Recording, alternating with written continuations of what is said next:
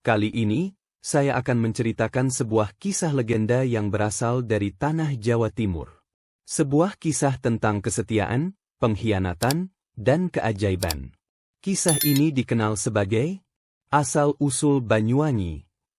Pada zaman dahulu kala, terdapat kerajaan kuno yang makmur, berdiri di ujung paling timur Pulau Jawa, dikelilingi oleh perbukitan hijau yang subur dan lautan biru yang luas. Istana megah, dengan atap emasnya yang menjulang tinggi dan ukiran Jawa yang rumit, berkilau di bawah sinar matahari yang hangat. Suasananya tenang, dengan orang-orang menjalani kehidupan sehari-hari mereka, melambangkan kemakmuran kerajaan. Di dalam istana yang megah itu, seorang raja yang bijaksana dan mulia bernama Prabu Sulakromo duduk di singgasana emasnya yang penuh hiasan. Ia mengenakan jubah batik yang mewah dengan sulaman emas yang rumit, dan sebuah mahkota yang dihiasi dengan permata yang berkilauan, terletak di atas kepalanya. Wajahnya memancarkan kebijaksanaan dan kewibawaan saat ia mengawasi kerajaannya yang sedang berkembang pesat. Berdiri di samping singgasana adalah Patih Sidapaksa, seorang prajurit pemberani dan setia dengan wajah tegap dan mata cekung yang penuh tekad. Ia mengenakan pelindung dada berlapis baja dengan aksen emas, dan keris tradisional Jawa terselip di pinggangnya. Sikapnya tegas, memancarkan keyakinan dan kesetiaan yang tak tergoyahkan kepada rajanya. Di aula besar istana kerajaan, Patih Sidapaksa berdiri tegak dan gagah, matanya yang tajam penuh dengan tekad. Ia bukan hanya seorang prajurit yang gagah berani, berpakaian baju zirah Jawa yang dirancang rumit dengan pola emas, tetapi juga seorang pria yang dikenal karena kesetiaannya yang tak tergoyahkan kepada raja. Tangannya yang kuat bertumpu pada gagang kerisnya, melambangkan kesiapannya untuk melindungi kerajaannya dan orang-orang yang dicintainya. Angin sepau-sepau bertiup melewati taman kerajaan saat Sri Tanjung berdiri di antara bunga melati yang sedang mekar. Cahaya keemasan matahari terbenam menyorot wajah cantiknya, membuat kulitnya bersinar seperti cahaya bulan. Kehadirannya menenangkan, saat burung-burung berkicau dengan harmonis di sekelilingnya, tertarik pada kebaikan dan sifatnya yang lembut. Di dalam istana agung, Raja Prabu Sulakromo duduk di singgasana emasnya yang penuh hiasan, raut wajahnya dipenuhi rasa ingin tahu dan penasaran. Jubah kerajaannya, yang dihiasi sulaman emas yang rumit, berkilauan di bawah cahaya obor yang redup. Matanya yang cekung menatap ke depan dengan penuh minat sambil mengusap dagunya, merenungkan rumor yang didengarnya tentang seorang wanita dengan kecantikan yang tak tertandingi. Di ruang singgasana yang luas dan mewah, Patih Sidapaksa berdiri di hadapan Raja Prabu Sulakromo. Ia mengenakan pakaian prajurit, yaitu pelindung dada bermotif emas yang dibuat dengan indah, dan keris dikalungkan di pinggangnya. Sikapnya tegap namun penuh hormat saat ia membungkuk sedikit di hadapan rajanya, tanpa menyadari maksud tersembunyi sang penguasa. Dengan tatapan penuh perhitungan, Prabu Sulakromo mencondongkan tubuhnya ke depan di singgasananya, sambil meletakkan dagunya di atas tangannya. Suaranya lembut namun penuh dengan hasrat terpendam saat ia bertanya tentang Sri Tanjung. Cahaya obor yang berkelap-kelip memberikan bayangan yang berubah-ubah di wajahnya, mencerminkan rasa penasaran yang tumbuh dalam benaknya. Di dalam ruang singgasana agung, Prabu Sulakromo mencondongkan tubuhnya sedikit ke depan, tatapan matanya yang tajam menatap Patih Sidapaksa. Mengenakan jubah batik kerajaan dengan sulaman emas, ia mengangkat sebelah alisnya dengan rasa ingin tahu. Jari-jarinya mengetuk-ngetuk pelan sandaran tangan singgasana emasnya yang diukir rumit sambil berbicara dengan nada terukur. Sidapaksa, kudengar istrimu memiliki kecantikan yang luar biasa. Benarkah itu? Berdiri tegak di aula yang luas, Patih Sidapaksa mempertahankan sikap yang bangga dan percaya diri. Baju zirahnya berkilau di bawah cahaya obor, menonjolkan ukiran Jawa yang rumit di pelat dadanya. Matanya yang dalam dan tak tergoyahkan bertemu dengan tatapan raja saat ia menjawab dengan keyakinan, "Benar, Yang Mulia. Istriku memang cantik, tetapi kecantikannya bukan hanya pada penampilannya, itu berasal dari hatinya yang murni dan kesetiaannya yang tak tergoyahkan." Suaranya dipenuhi dengan kekaguman dan cinta saat ia berbicara tentang Sri Tanjung.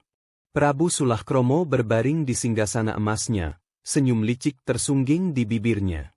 Matanya berbinar penuh maksud tersembunyi saat ia membelai jenggotnya, pikirannya berkecamuk.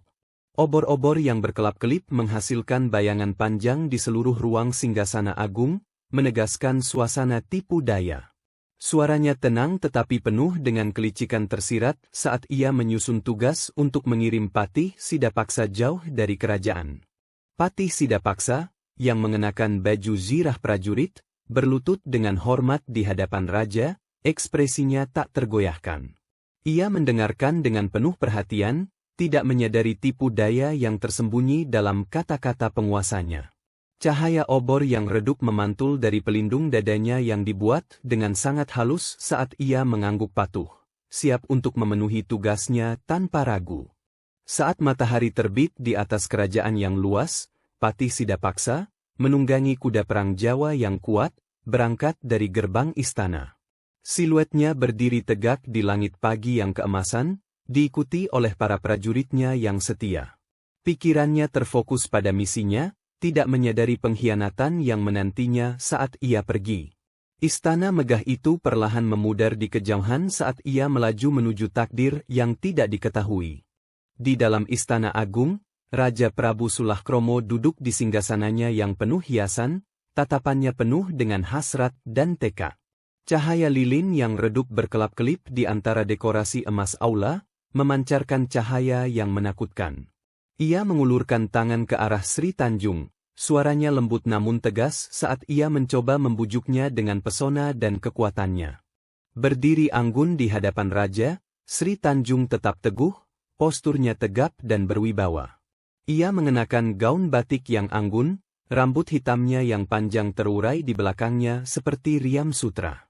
Ekspresinya tenang namun tegas, matanya yang dalam dan penuh tekad menatap mata raja tanpa rasa takut. Cahaya lembut dari obor menyoroti wajahnya yang tanpa celah, menekankan kekuatan batinnya.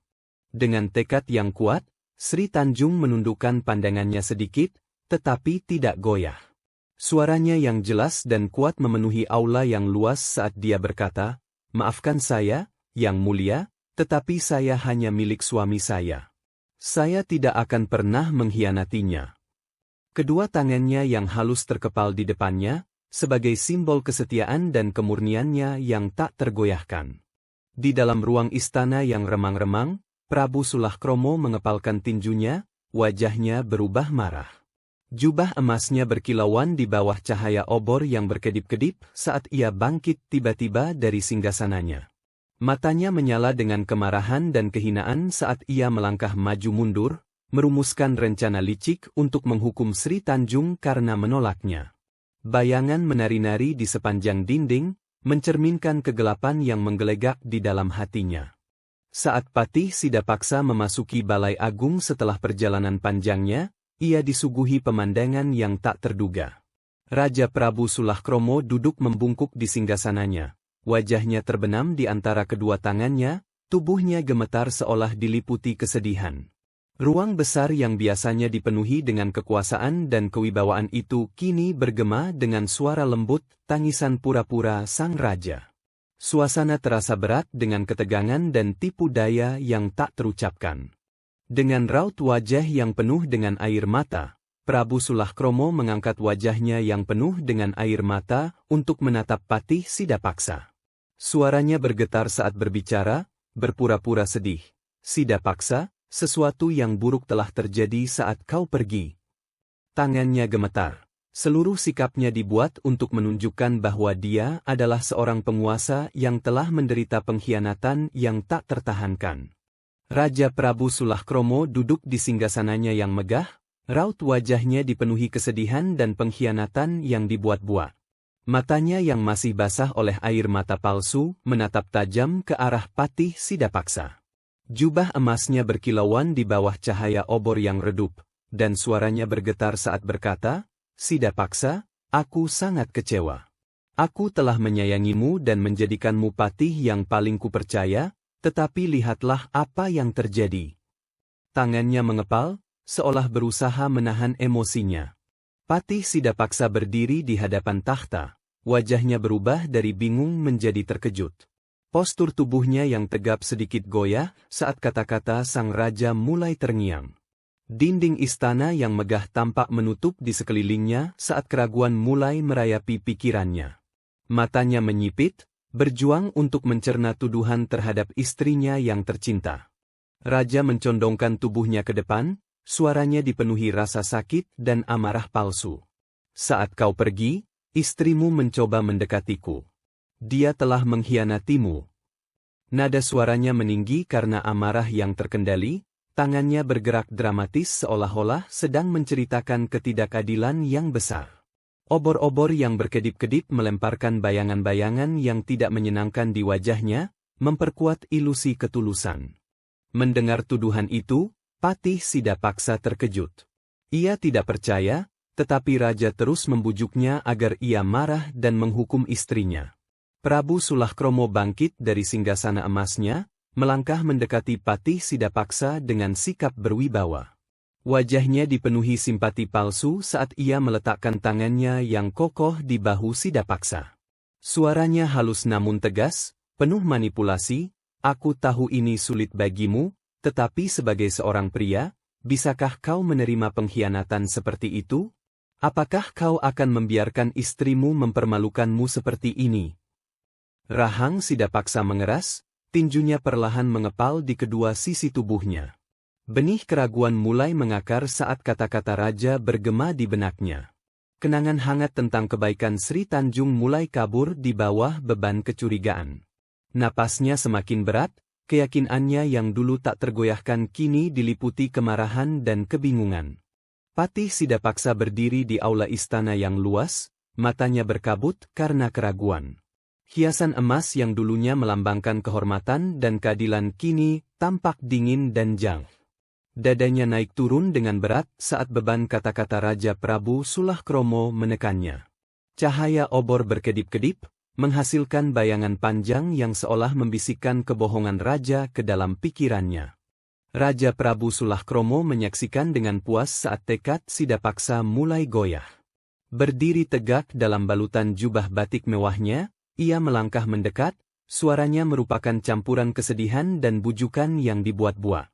"Aku mengerti penderitaanmu, Sidapaksa," katanya dengan lembut, ekspresinya serius. "Tetapi kebenaran tidak dapat disangkal. Ia telah mengkhianatimu." Matanya berbinar di bawah cahaya redup, tipuannya hampir selesai. Badai bergolak dalam hati Sidapaksa. Ia mengepalkan tangan, napasnya tak beraturan saat emosi yang bertentangan berkecamuk dalam dirinya. Cintanya pada Sri Tanjung bergumul melawan kata-kata beracun dari rajanya. Keringat membasahi keningnya saat keraguan semakin kuat mencengkeramnya. Pikirannya berkelebat dengan kenangan akan senyum lembut istrinya, tetapi apakah itu nyata? Atau apakah ia telah buta terhadap pengkhianatan selama ini? Patih Sidapaksa menyerbu keluar dari Istana Agung, langkah kakinya berat karena amarah. Udara malam yang dingin tak mampu meredakan kobaran api di hatinya. Jubah prajuritnya berkibar di belakangnya saat ia menaiki kudanya, mencengkeram tali kekang dengan erat. Rahangnya terkatup rapat, matanya gelap karena pengkhianatan dan kepedihan saat ia berkendara melalui jalan-jalan yang remang-remang menuju rumahnya. Pintu kayu rumah Sidapaksa terbuka dengan keras, menghantam kusen pintu. Sri Tanjung, yang mengenakan gaun batik berkibar, mendongak dengan heran. Wajahnya yang lembut, disinari cahaya lampu minyak yang lembut, menunjukkan kekhawatiran saat ia melihat badai di mata suaminya.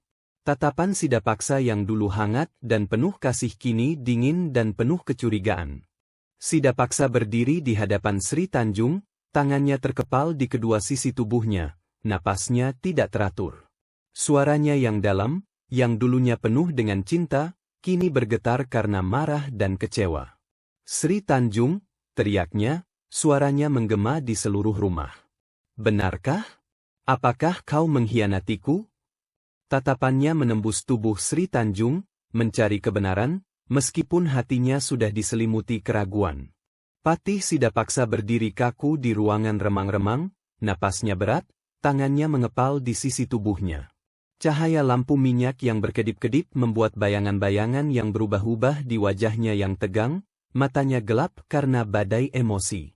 Suaranya, yang biasanya kuat dan tenang, sekarang bergetar karena marah dan sakit saat dia menuntut, "Sri Tanjung, aku ingin mendengarnya langsung darimu. Benarkah apa yang dikatakan raja? Apakah kau mengkhianatiku?"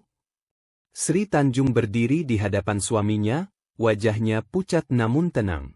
Cahaya lembut lampu menyoroti wajahnya yang halus, matanya yang dalam dipenuhi kesedihan alih-alih ketakutan. Mengenakan gaun batik yang elegan, ia mengatupkan kedua tangannya di dada. Hatinya sakit melihat pria yang dicintainya diliputi keraguan. Ia menatap Sidapaksa, tak tergoyahkan, siap membela kebenaran. Mata Sri Tanjung membelalak kaget, raut wajahnya yang halus dipenuhi kesedihan saat ia melangkah mendekati suaminya. Cahaya redup lampu minyak berkedip-kedip di wajahnya yang berlinang air mata, menerangi rasa sakit di matanya.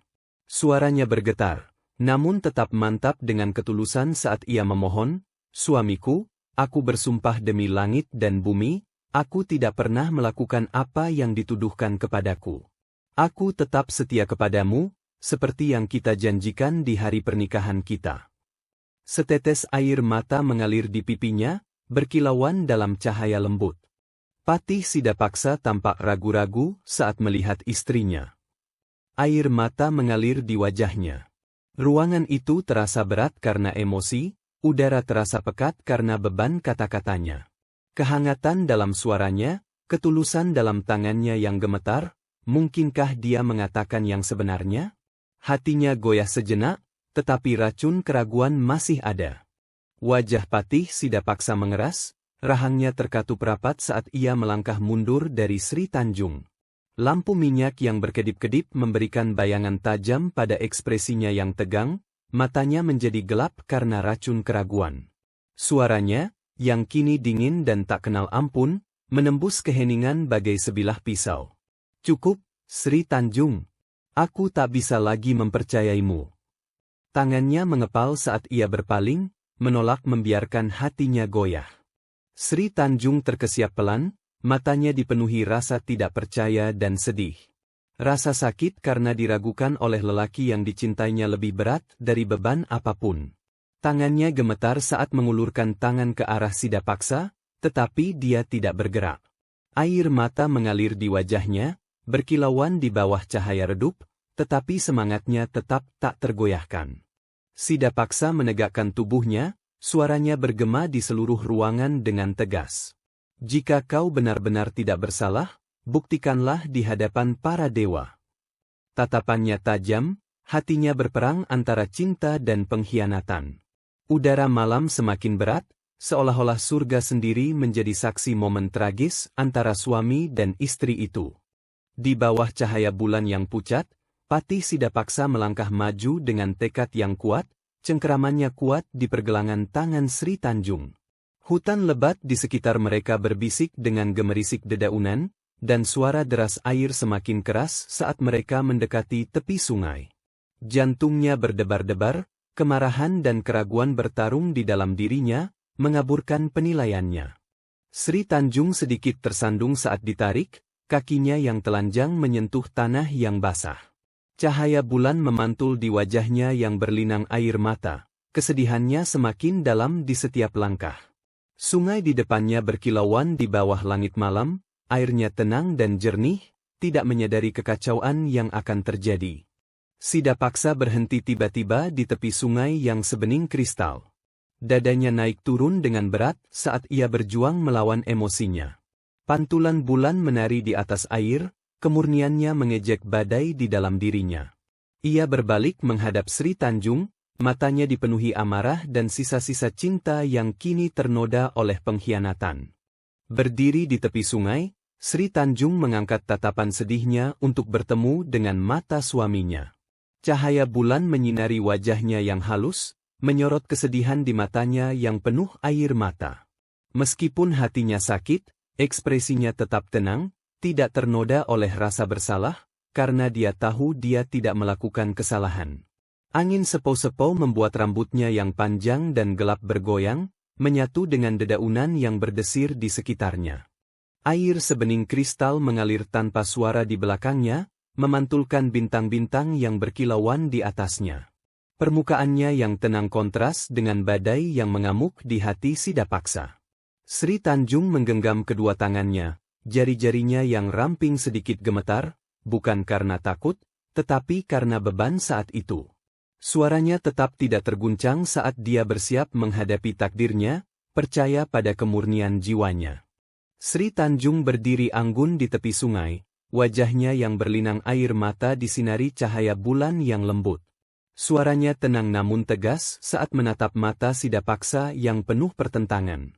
Sidapaksa, jika aku benar-benar tidak bersalah, maka biarlah sungai ini menjadi saksi kemurnianku, katanya lembut. Angin membawa kata-katanya melintasi air, seolah-olah alam itu sendiri mendengarkan. Sungai mengalir tenang di belakangnya, permukaannya berkilauan di bawah langit malam. Airnya jernih, tak tersentuh keraguan atau tipu daya, mencerminkan ketulusan hati Sri Tanjung. Rasa hening memenuhi udara, seolah dunia menahan napas, menunggu apa yang akan terjadi selanjutnya. Dengan mata yang dipenuhi amarah dan pengkhianatan, Patih Sidapaksa mencengkeram pedangnya erat-erat. Bilah perak berkilau di bawah sinar bulan yang pucat, memantulkan siksaan di hatinya. Tanpa ragu, ia mengayunkan senjatanya dengan cepat dan tanpa ampun. Suara bilah pedang yang membelah udara terdengar tajam dan terakhir. Sri Tanjung terkesiap pelan saat serangan itu mendarat. Rasa sakit tampak di wajahnya yang halus, tetapi matanya tetap dipenuhi kesedihan alih-alih kebencian. Tubuhnya yang ramping bergoyang sebelum ia terhuyung mundur, kakinya tergelincir dari tepi sungai. Seolah dalam gerakan lambat, ia jatuh, tubuhnya ditelan oleh derasnya air. Sungai yang dulunya jernih kini ternoda warna merah tua, berputar-putar dalam pola-pola halus saat membawa darah kehidupan Sri Tanjung ke hilir.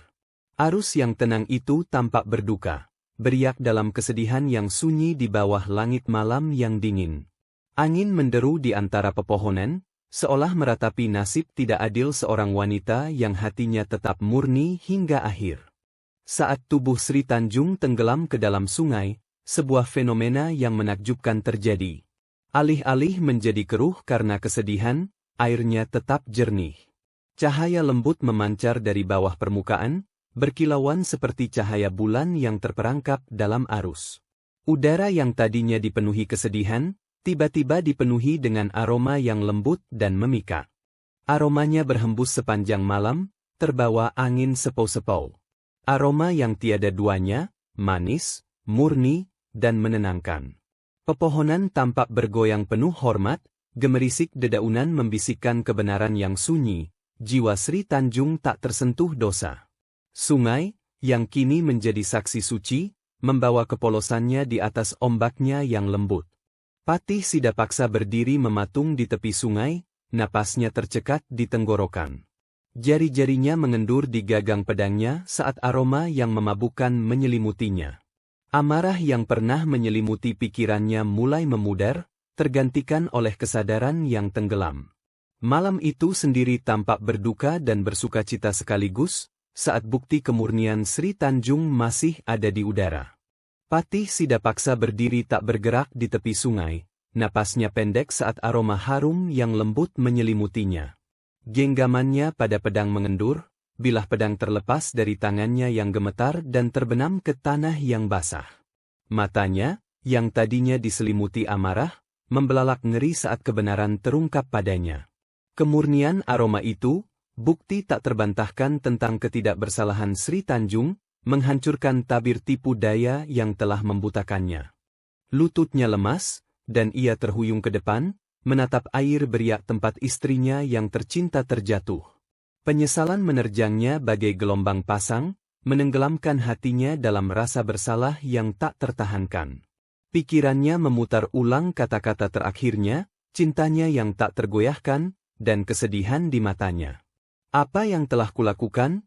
Bisiknya. Suaranya nyaris tak terdengar di antara aliran sungai yang tenang. Patih Sidapaksa berlutut di tepi sungai, Kedua tangannya mencengkeram kepalanya saat beban perbuatannya menghancurkannya. Bulan menyinari tubuhnya yang gemetar dengan cahaya pucat, menerangi kesedihan yang terukir di wajahnya. Napasnya tersengal-sengal saat aroma kemurnian Sri Tanjung tercium di udara, sebuah pengingat menyakitkan akan kesalahannya yang tak termaafkan. Suaranya pecah saat ia berteriak ke langit, "Ya Tuhan, apa yang telah kulakukan?" Teriakannya yang putus asa bergema di malam yang sunyi, ditelan oleh kegelapan yang luas di atas sana. Air mata mengalir di wajahnya, bercampur dengan tanah lembab di bawahnya, tetapi tidak ada kesedihan yang dapat membatalkan apa yang telah terjadi. Patih Sidapaksa menatap sungai yang mengalir, matanya dipenuhi kesedihan dan penyesalan. Airnya berkilau di bawah sinar bulan, membawa serta wangi yang begitu murni, begitu menenangkan, sehingga terasa seolah-olah Sri Tanjung sendiri yang berbicara kepadanya untuk terakhir kalinya. Arus yang lembut membisikkan kebenaran yang sunyi, cintanya yang tak tergoyahkan, kepolosannya, perpisahan terakhirnya. Angin membawa aroma harum melalui pepohonan, menenunnya ke dalam jalinan malam. Sungai yang dulunya tragis itu bukan lagi tempat kesedihan, melainkan simbol suci kemurnian dan pengabdian. Dengan bibir gemetar, Sidapaksa bergumam, "Banyuwangi, air yang wangi." Suaranya nyaris berbisik, tetapi mengandung bobot sumpah, untuk tidak pernah melupakan, untuk menghormati kebenaran Sri Tanjung selamanya. Sejak saat itu, daerah itu dikenal sebagai Banyuwangi, air yang harum. Sungai itu terus mengalir selamanya, membawa esensi kesetiaan Sri Tanjung. Dan dengan setiap hembusan angin yang membawa aroma lembutnya, kisahnya terus hidup, sebuah pengingat abadi akan cinta, pengkhianatan, dan kekuatan kebenaran.